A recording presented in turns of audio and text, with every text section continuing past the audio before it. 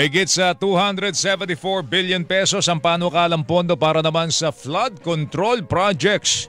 Ito na naman sila ng pamahalaan sa susunod na taon sa ilalim po ng National Expenditure Program o NEP.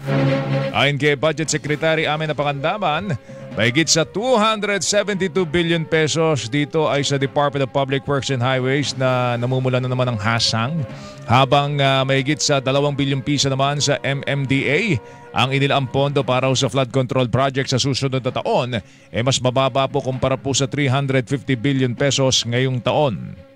Samantala, abot po sa 10 billion pesos ang alokasyon para naman sa benteng bigas. Meron na program BBM sa ilalim po ng 2026 NEP para mapalawak pa ang makakabili ng murang bigas.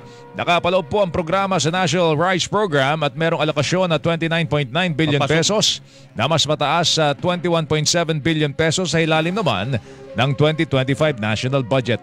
Itinaas din sa 30 billion pesos ang Rice Competitiveness Enhancement Fund. Samantala, 113 billion pesos naman ang panukalang alokasyon para sa Pantawid Pamilyang Pilipino Program of 4Ps sa susunod na taon sa kabila ng panawagan na ito'y buwagin na.